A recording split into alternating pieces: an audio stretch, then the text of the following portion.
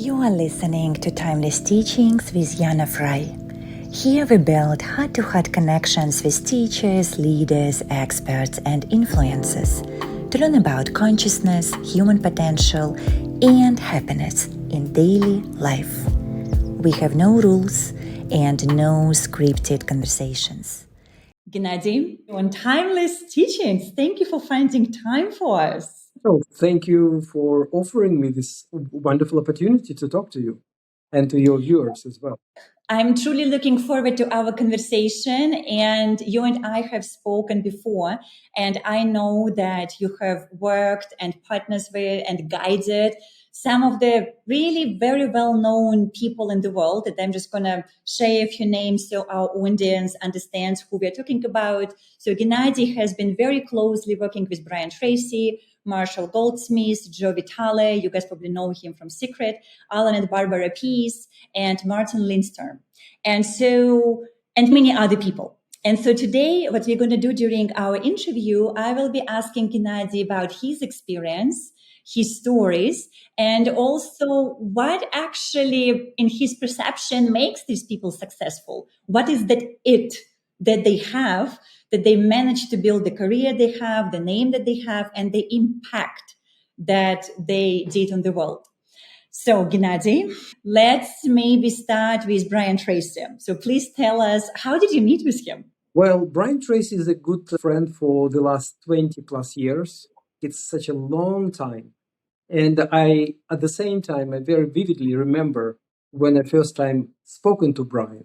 And there is, I think somebody said that it doesn't really matter what we were talking about, but what matters is how we felt during the conversation. Mm-hmm. And I don't have a clue. I don't remember what we were talking about and how I managed to have the courage to call him to his personal mobile number, which I found through connections. But I do remember how he made me feel. And that's not trivial sort of cliche. It's truly remarkable person who said, "Oh, Gennady, how can I be of help to you? Tell me," etc. And we started talking, and then there was even on phone. At that time, there was no Zoom. I don't think there was even Skype.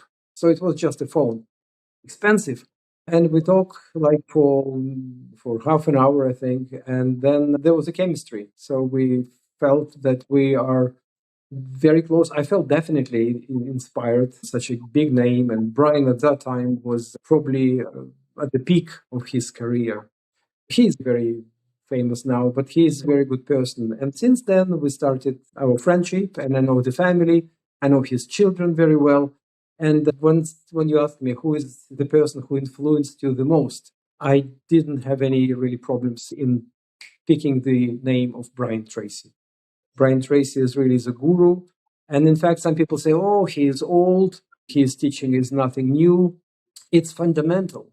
I do believe that all these fancy things which are related to AI and internet, etc., but fundamentals are the same.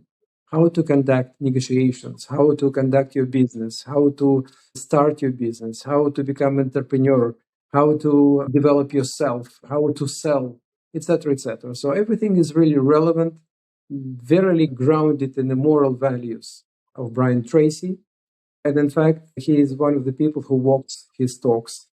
Really, it's because I met many people in my life who were great speakers, who are great speakers. But when you come closer, you see another side of the person. But Brian Tracy is the opposite. Oh, he's the same. He is the same on the stage. He is the same in private life. He is warm, compassionate. For example, the signature autographs during the big seminars. A lot of people I work with and I know used to say, even myself, when I was signing my books, I was saying, okay, well, let's limit it to 50. Otherwise, it's really boring, it's time-consuming, it's tiring. And Brian Tracy said, it doesn't matter. If there are 500 people, all right, I'll be there for them and I'll be signing my books and very often asking, what's your name? To put the name in autograph. And so that's Brian, who calls me brother. We are 10 years, probably slightly more difference. And so I love him dearly. So, yes. And the same, like his family, and Michael Tracy and David Tracy and Christina Tracy Stein, who is a sexologist and very good friend of mine. So it's really something which I treasure. And if, let's say, Brian Tracy would be the only person I met in my life, that already would be a blessing. And I'm really sincerely saying that because he is such a great, he's written more than 100 books. Yes, it's a very famous name, of course. And, many people know him. I think I met him when he was in Singapore a few years ago before COVID. They were also one of the events here. And you have been working with him closely in so many years and have this friendship. So just observing him and being with him together and learning from each other mutually, when you look at him, what do you think his secret of success? Well, I think the secret of success, and no matter that it sounds again trivial, but I think it's the same with him and the people you mentioned and some other guys, some other great names. People, first of all, they were inspired by what they were doing. They believe in what they're doing and they want to share. Of course, some of the fees might seem to be high, for example, but behind that, there is a whole life. And the money is important for us. We live in a material world. We have our families to feed. But at the same time, I think really what drives them is not the paycheck, but the desire to share. And for example, Brian, he stopped traveling because of his health conditions, but he still wants to be online. He's still thrilled to have opportunity to share. And that's what keeps him going. And I think that what keeps going all other people I mentioned. And I just, during COVID, I did my own channel and out of really doing nothing, I thought, well, what can I do? And I looked at my network and I found 50 people, starting from Chuck Norris and, of course, Arnold Schwarzenegger, etc. And I've realized that I have such a vast number of people who are behind my back. And for me, it's like I can fall back peacefully. And I live in Ukraine during the war. And those guys came and offered their support in different kinds. And that was something which, again, was a test for me, in my relationship with them. So, yes, so giving, sharing, trying to be helpful, I think that's what drives them and what, in fact, drives myself. They say, according to Buddhist philosophy, there's 3 periods in human life. And one of them is like growing, and another is taking in. And the last period is giving. This giving, which starts, I think, from 55 or something, that's really something because that represents the core of activity. For example, I have my own students, and it's not about money at all nowadays because I'm all right. But the giving, what makes me, as they say, wake up in the morning with the feeling that, yes, I'm going to coaching session, or I call it mentoring sessions. Yes, you mentioned also about your YouTube channel, and I just want to tell our audience that please do check the description of this interview, both on the podcast and on YouTube, and we will include the direct link in this YouTube channel. And trust me, you want to go and check it out because it has a phenomenal just collection of the content. And so this was Brian Tracy. Okay, so sharing, service, commitment, right, to the excellence. And what you said, there's just deep desire to contribute to the society. What about Marshall Goldsmith? So how did you meet him? Marshall Goldsmith, it was probably like more than 10 years ago, I think probably 15 years. And in fact, we were sharing stage with Marshall Goldsmith on several occasions. Do you remember what was the topic for the conference where you were sharing stage? Well, I think it was aimed at entrepreneurs, at business people. And we were talking about, I remember I was talking about corporate restructuring, corporate culture, which are my favorite topics. And Marshall was talking about leadership. He's, in fact, according to a lot of different classifications, he's one of the top leadership gurus. And if you know his background, he was mentoring and coaching top guns in industry, from Ford CEOs and other big names. So he is absolutely wonderful person, incredibly knowledgeable. He is actually Buddhist, that's what I know. And he is a good friend. And from him, I can say instantly, because when you mentioned that, pick up 1 or 2 features from each of those great guys. They have so many different sides. And for Marshall Goldsmith, there are 3 things, actually. One of them is when you ask your spouse or ask your children, what would you like me to become? If you want me to become a better father or a better husband, what you would like me to become? What you'd like me to do? And this is a great question because it's very open. It shows that, yes, I want to be the best version for my children, the best dad. But that's my perception how the best dad should behave. I'd like to hear their opinion and ask them what you'd like me to be the best dad for you. And the answer was nothing like, oh, give us sweets or give us this rubbish junk food and etc. etc. That's what I'm very strictly against. But they were saying, well, sometimes you are too impulsive. You are too easily frustrated with us. Calm down. And I remember they were telling me that when they were probably like 5, 6 years old. And it's such a wisdom. And I thought, oh Christ, then I'm doing something wrong. And now every morning, it's called morning reflection. So there are two things. One of them, I say what I was proud of for yesterday. So what I did, something which I should be proud of today. And the next one is if there is a situation which is like difficult, how I would behave, how I would feel. And I repeat myself with the children. I have two siblings, daughters, and very often they quarrel, and I was getting very angry at them because life is so good and you have everything and you quarrel and you fight. And then I repeat myself that I behave as wise, loving, calm father. Wise, loving, calm father. And when there is a problem, I rush in and then I remember wise, loving, calm father. And that's Marshall Goldsmith. Another thing, what he was saying that have I done everything to be happy, for example? Because if you ask yourself a question, am I happy? Or it's like outside of things. Have I done everything myself to make myself happy? And then you scale yourself from 0 to 10 every day.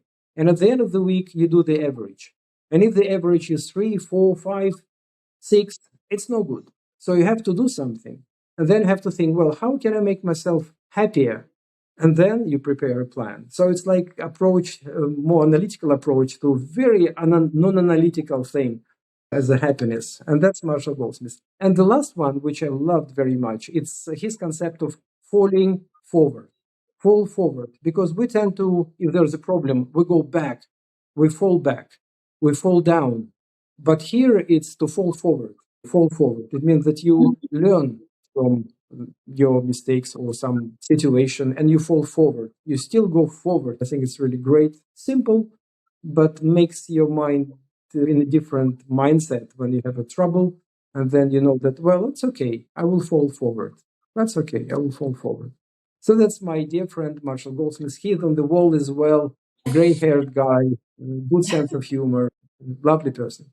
And for those of you, ladies and gentlemen, who are watching this as video, then you can see behind Gennady there are many pictures with all kinds of people, which is just beautifully to watch. And we can just go one by one, and it's going to be like a 10 hours conversation. So today is like part one. We start with the sum, and then I'm sure we're going to be continuing. So the next one would be Joe Vitale. So tell us how you met him first. Oh, Joe Vitale. Of course, it's the secret. And he was in the movie. Before, when I read his books, I thought he's egocentric, arrogant. And that when I met him, I think I invited him to Kiev for the first time, I think. And then I met a guy who is always smiling, very flamboyant, and then, of course, with a great wisdom. And he's one of the pioneers of Ho'oponopono. There is a certain technique. Yeah. You talk to yourself and the doctor. And then, of course, law of attraction, hypnotic marketing, etc. And from him, I learned how to live and enjoy life. For example, I've never smoked a cigar in my life. But with Joe Vitale, I was almost every evening. And you feel when you smoke a cigar, first of all, you feel good about yourself. You feel you're more wealthier, wiser, calmer. Of course, do not inhale, but the atmosphere. And Joe was master of creating it. And in fact, there's the picture behind myself with me and Joe Vitale buying a box of cigars for Arnold Schwarzenegger, whom we wanted to see at his cigar evening in California at his house. But COVID came and the whole project collapsed. But what I'm saying that the guy who really loves life, enjoys living, loves giving, a lot of energy, and the law of attraction or reticular activation system. And then Joe Vitale is I think really one of the best in law of attraction area. Of course, there's Jack Canfield and the Mark Victor Hansen, etc. But I love Joe Vitale so much because of his humanity and fantastic flamboyant nature. And he is really like fireball. Oh, in fact, it's on his website, Mr. Fire. Because I always was a kind of my kind of visualization of him was like something like fireball, fire, a lot of energy, a lot of energy. He started learning to play guitar when he was 60, I think. And now he's written many records, and I think he won some Grammy as well. And so I never forget, we went to the guitar shop somewhere, I don't remember which country, and I'm looking at these $10,000 guitars, and he looked at them, it's a rubbish, it's a wood. But, he's got guitars who made just for his specifications, for him, with love and gratitude, because he's enriching the world. And his wife, actually, the same. She's a painter, very artistic couple, lovely couple, my good friends. And he helped me a lot. One of his programs, which he launched, new one, all the proceedings went to help displaced people in Ukraine. So the refugees who run because of Russian aggression.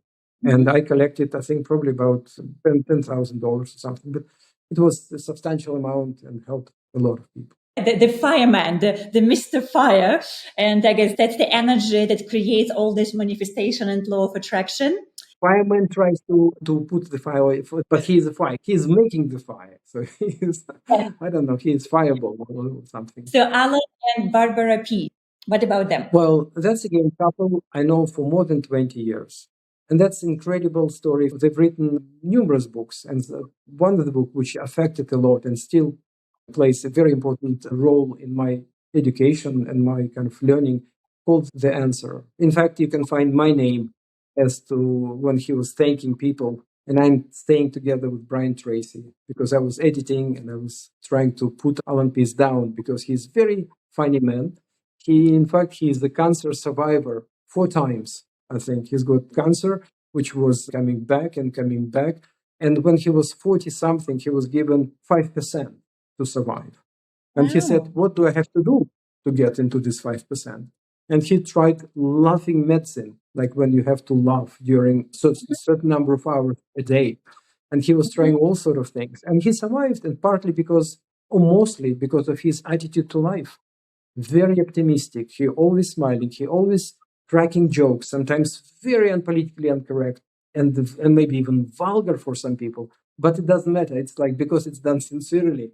And it's absolutely enjoyable. And then he helped me to have 2 of my children, in fact. But really, then when my wife, when she was 40 plus and I was 55, she said that I'm pregnant.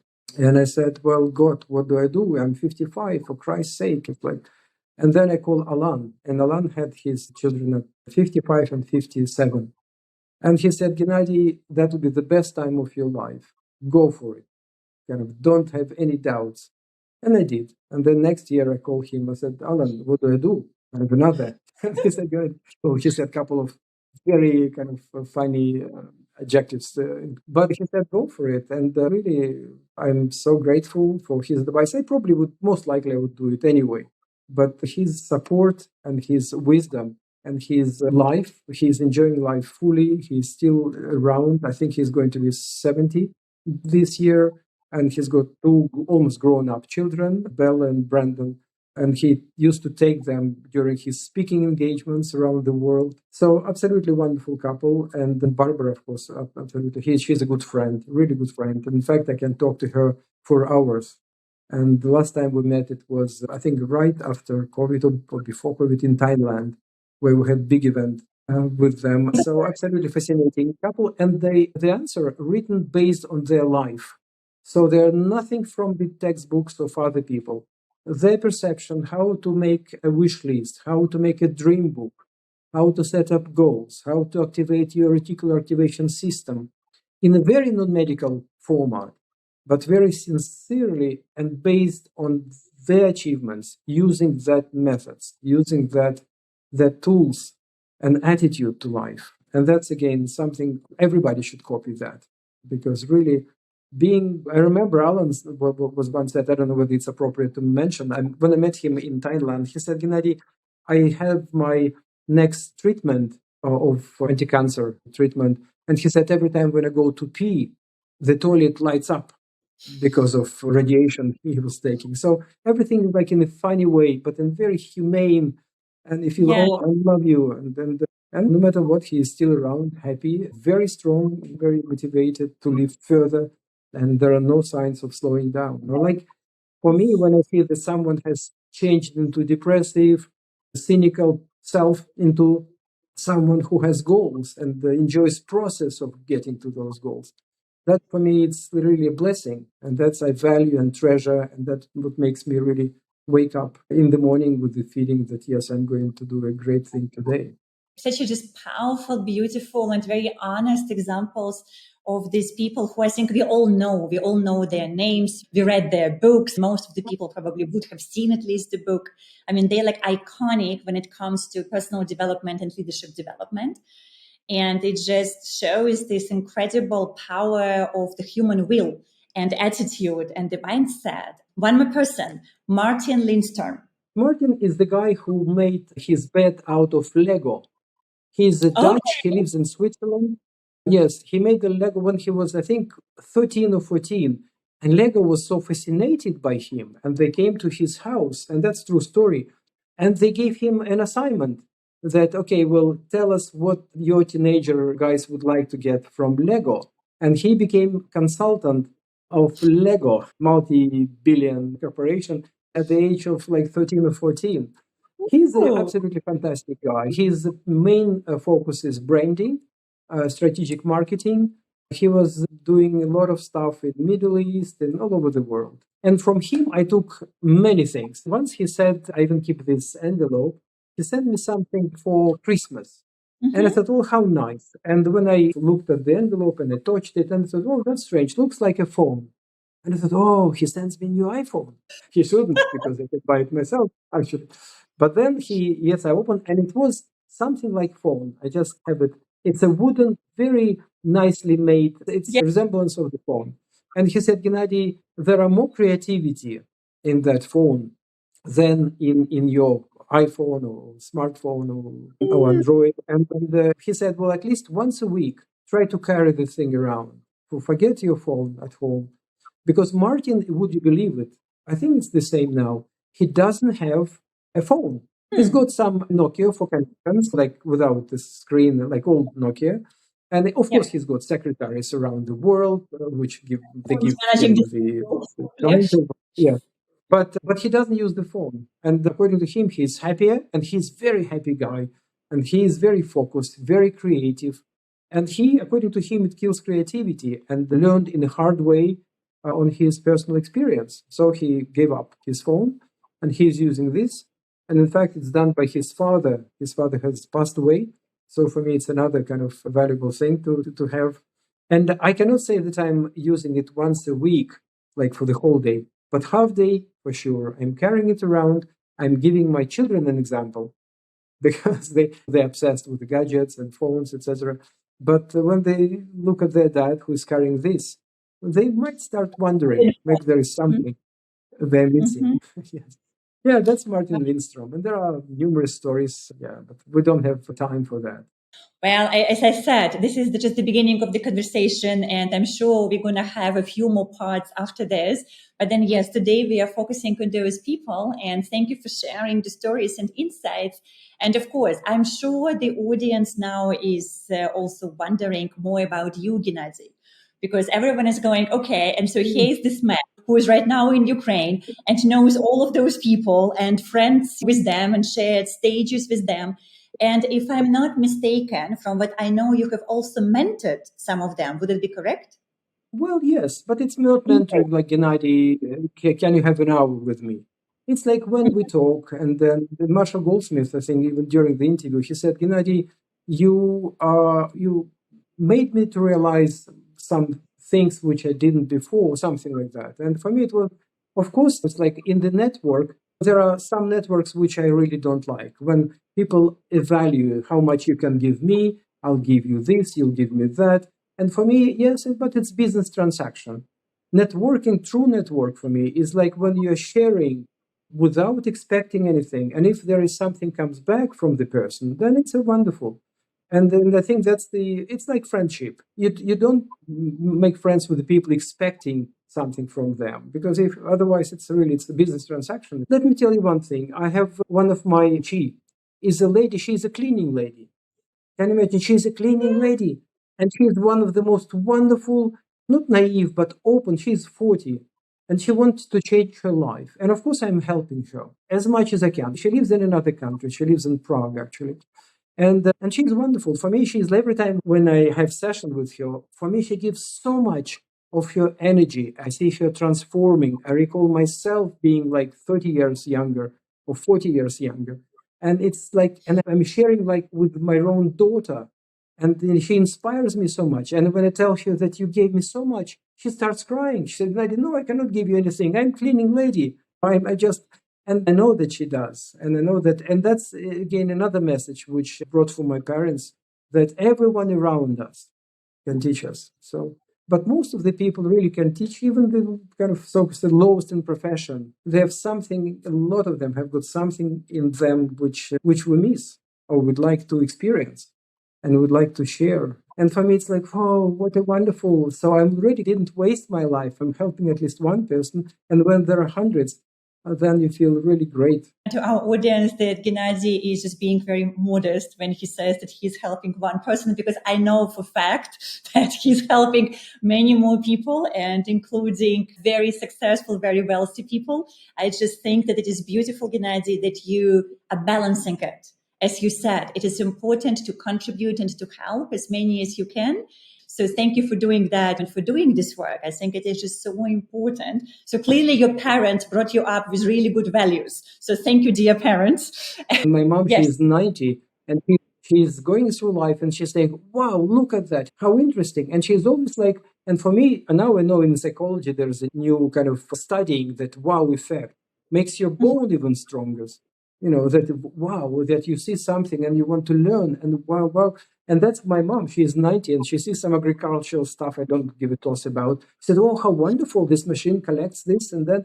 And I said, Mom, okay. But then it keeps her going and it keeps her, and she's 90, she sees and hears better than myself. And she walks 3 kilometers every day, the Scandinavian sticks. And I hope she'll stay 10, 20 years. So, yeah. This is really inspirational. Yes, this is very powerful. And since we are talking about parents and children, I would like to ask about your children. And I mean, you already told us a few things that you learned from them, how to be a father that they want you to be. But then also the other question, now that you are seeing them growing up and with your life experience and the work that you do, and just in general, observing what is happening in the world right now and has been happening for the last maybe 5-10 years. Like, what would you like to tell to your children about things that you feel are really important for them to pay attention to? I know one thing, that no matter what I tell them, usually they say, Daddy, you're silly ass, but in a nice way, yeah? So I have 4 children of my own and 1 stepdaughter. My son is 43. He's a lovely boy, lives in England. My Katerina, she's 33, and she was a very successful manager in the UK. Then she moved to Canada, and then she became vice president of the big company and started earning like incredible amount of money, being 32. And then she said, I don't like my life. I want to stop. I want to take a break for a year and think and travel. And she was just recently in Colombia. Now she's thinking on Ibiza island. I very much support her. That's my message. Life is short. Do not do rubbish things, even if it's well paid. It doesn't worth it. You won't remember when you're going to last breathe. You remember how much money you earn. Rubbish, no. People you met, the things you did, etc. So she's great. And then I have stepdaughter. She lives in Prague. She's a mathematician and fantastic Latin American dancer. And then I have 2 small ones, which is Daria, 11, and Alexander will be 10 in August. So I'm a young dad.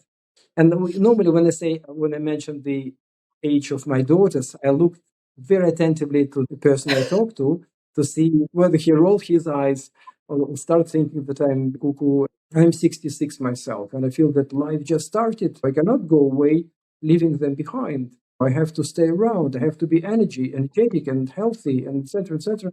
And that's big motivation. One thing which is really true, that kids do not really listen to us. It's a nonsense. Oh, by the way, I can show you. Oh, for example, it's on my desk just by accident. It's a Russian professor called Gickenreiter. She is Moscow University professor. I think she's dead now. But it's a fantastic book about how to bring children up, stories, etc. And my understanding is that you cannot really tell them your wise things. They will be rejected. You have to show with your life and your everyday deeds, and then they learn from it. And I've read somewhere that from the age of 10 or 11 to 23, children perceive you as the absolutely stupidest person on earth who knows nothing. After that, they start thinking that maybe there is something, and then about 30, they start appreciating you, loving you more, etc. The best way to influence your children is through your friends, through your parents, through their parents' friends. So if my daughter has a friend, and I have to talk to her parents, to that friend parents, and then ask to promote that idea, not directly from myself, but and it works. It works. Great. Oh, I can write probably the same size of a book now myself. First of all, I thought I know everything about parenting. I thought, oh, I'm great. I have this and that. Nothing. I'm zero. I'm learning. I'm making mistakes. I'm crying sometimes because I really feel that helpless. But it's what makes it enjoyable, really, and ups and downs, and it's really great. And when some people have fun traveling the world and seeing things which they didn't because they were, I cannot do that. There are schools, there are holidays, so we're tied up to certain things. But no regrets, because this is much more important than seeing some Papua New Guinea, which I haven't been to yet. Thank you so much, Gennady. That was so powerful. Thank you for your time. Thank you for the generosity of your sharing. I definitely learned a lot and just picked up for myself also beautiful reminders about how we are looking at the world. And I'm sure that our community would want to re-listen again to the interview and write down all the tips. And I just want to say once again, please do check our description of those interviews, because we are not only going to include a direct link where you can connect with Gennady and also link to his YouTube channel, but also what Gennady has not mentioned, he's supporting people in Ukraine right now through charitable activities. And so we also include links where and how you can make donation if you feel that you would like to support his initiative and just help people at this time, especially right now. And I have a feeling, Gennady, that this is just the part one of the interview, because I see behind you there are like many other people we could talk about, and let's just have another opportunity to do this. So thank you for joining us today. Pleasure is mine, Yana. Thank you very much. All the very best with your wonderful thing. And I think what you do is so important for a lot of people. It's learning from each other. This is the best way. Feel free to share this episode with friends, subscribe to the podcast and YouTube channel, and follow us on social media. And remember, you are the master of your own life.